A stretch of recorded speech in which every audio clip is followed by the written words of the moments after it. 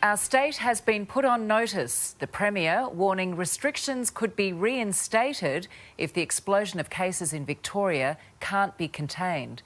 For the first time in a century, our border to the south is closed. But that could be just the start, with a drastic plan being considered to move our state line. COVID-19 has reshaped life in Australia as we know it, and now it's threatening to reshape the map. As 50,000 residents in the border cities of Albury and Wodonga today attempted to negotiate crossing the Murray River with permits to get to work or school. I've got to just cross the border just to get the kids to school, to get back to Wodonga to get to work. Oh, wow. 2 hours just to get there. The Premier, who closed the border today, was threatening to move it. We will either need to consider another border north of Albury, for example, or else consider how flexible we've been with the permits. 9 News understands the plan could push the state's lines north as far as 100 kilometres to Wagga, leaving behind border communities like Albury, Corowa and Finley to fall into Victoria. I like being in New South Wales, so I wouldn't be too happy about that. Well, I think it's a probably arbitrary suggestion, but I think everyone needs to stay put for now, but I don't see how that can be implemented. A confirmed new case of COVID-19 in Wodonga after 2 recent positives in Albury is what rattled authorities here. And then a bombshell this afternoon out of Canberra. For the first time in a month, 3 cases, and they're all linked to a Melbourne hotspot. The probability of contagion in New South Wales, given what's happening in Victoria, is extremely high.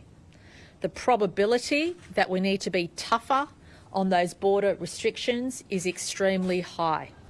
And that's why Sydney Airport looked like a hospital ward today. Melbourne passengers temperature checked and ordered home and into 14 days of isolation. It's not a drama really for me. We have to do that. That's what we have to do. But last night there was a lapse in screening. Guys, if you're on the Melbourne flight that just landed, you need to go back upstairs. Everyone needs to get tested. Passengers on a Jetstar flight disembarked without being checked. Isolation at home for 2 weeks is the rule for people flying in from Melbourne. But today the Premier dropped an enormous hint that could change very soon, and it will prove very costly for returning residents. The New South Wales government is considering a compulsory hotel quarantine of 14 days for those residents, which they will have to pay for. While in a separate move, the Prime Minister has foreshadowed slashing the number of Australians returning from overseas. At this time, we don't want to put any more pressure on the system than is absolutely necessary. Every measure to prevent Victoria's problems from crossing the border is now being assessed not just daily, but on the hour. It's a critical moment in this pandemic. Things are evolving, moving very quickly, and accordingly, I don't want anyone to feel surprised by any decisions or announcements we make in the next few days. My level of worry is the highest it's been in quite a while, and I have to be honest about that. Damien Ryan is at Sydney Airport, the scene of last night's breach. And Damien, could this be a new Ruby Princess scenario? Well, Georgie, we know what can happen if mistakes are made. They can be deadly. In this situation last night, 48 passengers on that Jetstar flight from Melbourne slipped through this terminal without anyone knowing it, without being checked. Now, obviously, that caused a great deal of panic for New South Wales Health. Tonight, they tell us they've tracked down all but 3 of those 48 passengers, one of which, we're being told, is refusing to be screened. So police have been notified, and that person will cop a fine if they refuse to cooperate. Georgie? Damien Ryan, thank you. Chris O'Keefe joins me now in the studio. Chris, the Premier's flagged tighter restrictions in New South Wales. What can we expect? I've been told it's pretty minor at this stage, Georgie, but as cases roll in, that could certainly change. Gladys Berejiklian has been locked in meetings all afternoon, expected to announce a slight tightening of restrictions tomorrow morning to rule out what's been described to me as more risky behaviour here in Sydney. Now, it's unlikely there'll be any changes to the number of visitors to your home or outdoor gatherings like the footy, but the urgent need to shut the border was laid bare today. A teenager from Victoria holidayed on our south coast while infected with COVID-19. He was told he was negative, but authorities in Melbourne mixed up the results. A testing blitz in the sleepy town of Merimbula. Our response to a monster mistake from the Victorian government. A teenage boy with the virus given the green light to go on holidays with his family. They were told they were negative. The family did the right thing. They got tested, they were cleared, they came to New South Wales and then they were rung up to be told that, oh, sorry, the result was wrong. A mix-up with the results by Victoria Health, leaving the family of 4 to drive to the New South Wales south coast. Their son infected and unaware. I believe that it was an error, a genuine error, that they had provided a negative result when it should have been a positive result. The teenage boy and his family have been on the south coast for 5 days. They travelled from Victoria to New South Wales on July 4. They were holidaying in Merimbula and caught up with relatives who had driven down from north of Sydney. The group also visited the Tathra Hotel, a counter meal sending a corona scare through the pub. Well, I'm hoping I'm all right, but I guess we'll just have to all go and get tested and see how we go. Luckily, the pub had a register of patrons, the risk deemed low. I lived through the Tathra fires, so, you just got to be optimistic. But the day the family arrived in Merimbula, the Eden-Monaro by-election was in full swing. Hi.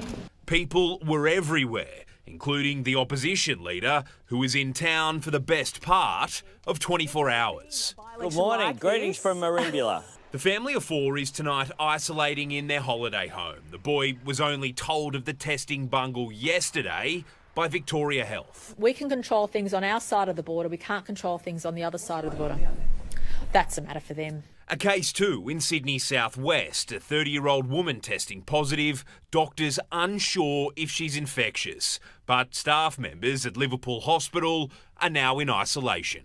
This is a critical time. If the virus takes off in small coastal towns, the local hospitals won't cope.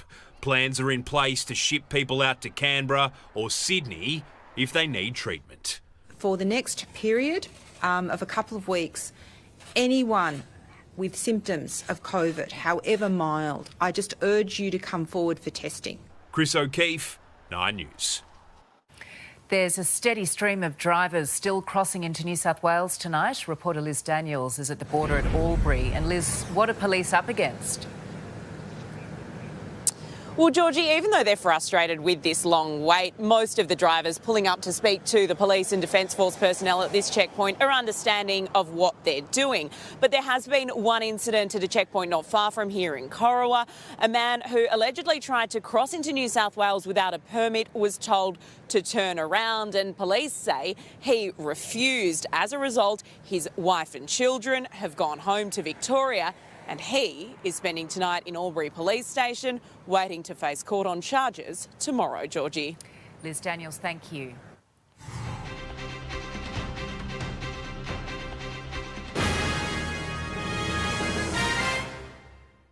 You saw this coming years ago. No one really listened to you then. I listened to you.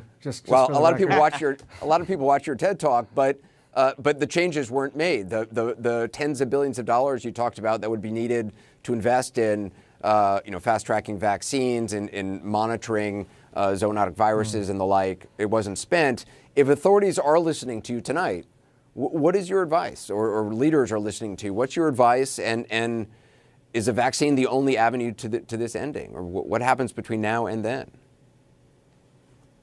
Well, testing numbers will keep going up, and there's some breakthroughs there that could get us into, much larger numbers, what I call mega testing. The therapeutics work, dexamethasone, that's real, that's great. Some new ways of formulating remdesivir, and there's 2 other drugs that in the assays show effectiveness. We will get the death rate down. Monoclonal antibodies are about the only thing that could get it down dramatically if that works out, and we'll know by the fall. We do need to think about the world here, and that I'm still pretty disappointed. And without U.S. leadership, it's been hard to pull together, a response. And now the developing countries are bearing the brunt of the burden. Brazil it's very tough there. India's starting to be very tough. So, innovation will help solve this.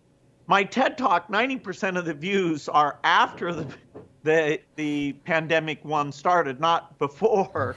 And yet there are groups, we funded CEPI. It wasn't, even a 20th of what should have been done.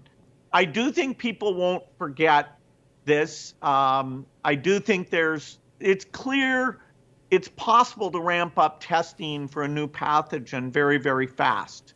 In fact, a number of countries did that extremely well in this case, and the technology just keeps getting better there. So I'm not fatalistic about future pandemics, even though I'm disappointed we didn't get ready for this one. And even during the pandemic, the U.S. in particular hasn't had the leadership messages or the coordination that you would have expected. But basically, we're still not doing enough now on this pandemic. No, not even close. I mean, just, people died today. Is there any reason beyond our poor response in this country to this virus to explain why we, with all our resources in this country, why we are the worst off country in the world right now with the most deaths and cases?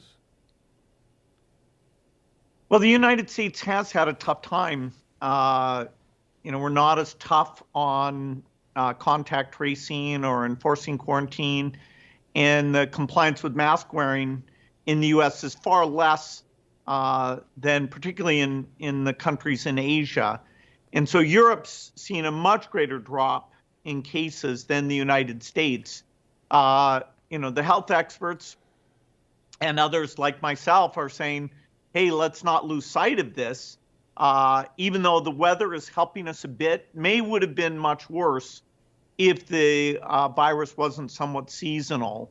And so we know now that we're benefiting from the summer, and so force of infection will get worse in the fall. So all the more reason not to get completely lax in our behavior.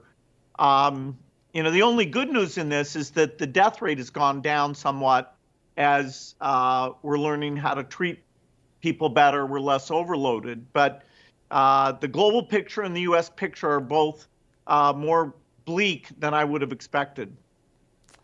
Bill, thanks so much for coming back to speak with us. I thought we'd be having a different conversation, frankly, end of June about this. Last time we spoke, I asked you about cognitive dissonance, this idea that people are already taking victory laps, acting as if the pandemic is over. How much do you think that's contributing? I mean, we know about the testing issues. We're going to talk about that, masks, physical distancing, but just the mindset overall.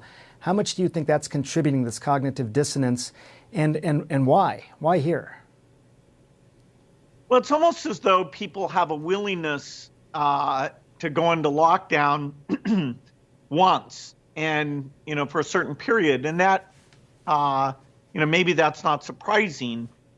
Then it takes to get them to extend it past a certain thing, or even to inconvenience themselves with masks, requires maybe somebody they know to not only test positive, but maybe get very sick as well. And so the range of behaviors in the U.S. right now, some people who are being very conservative in what they do, and some people who are basically ignoring the epidemic, it's, huge. And, we've worn out people's patience. And if they don't see it in some way, some people almost feel like it's a political thing, which is unfortunate.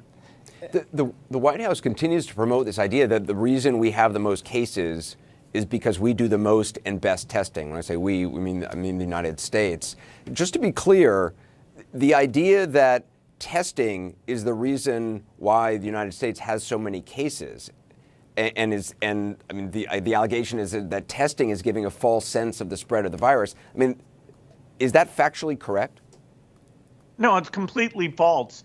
It's fair to say that you can find more cases when you do more testing, but the U.S. is experiencing a rebound even once you factor out the increased testing. And, it's true, the local authorities over time have gotten their act together on testing, no thanks to, a broad, clear message from the federal government. And that testing, our foundation's been funding certain innovations like the test-at-home swab and various ways of processing the samples. And so in the fall, the testing capacity will continue to go up. That's good news. But that's not the reason why we're seeing these case increases. If you take New York or the New York area out, in fact, we're still very much in the thick of things, and better treatment is reducing the deaths. But particularly as you get into October and November, this thing will be back in big numbers if we don't restrain our behavior more than it looks like we are right at the moment.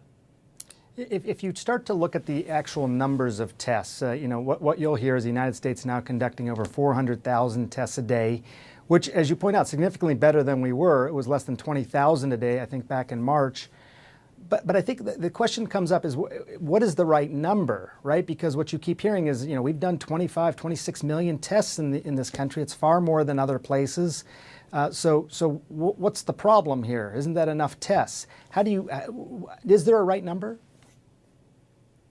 Well, with testing, there is an approach that people talk about where you do mass testing, but 500,000 a day, that means over a course of a week, you're testing 1% of the population. So that's still a very scarce resource.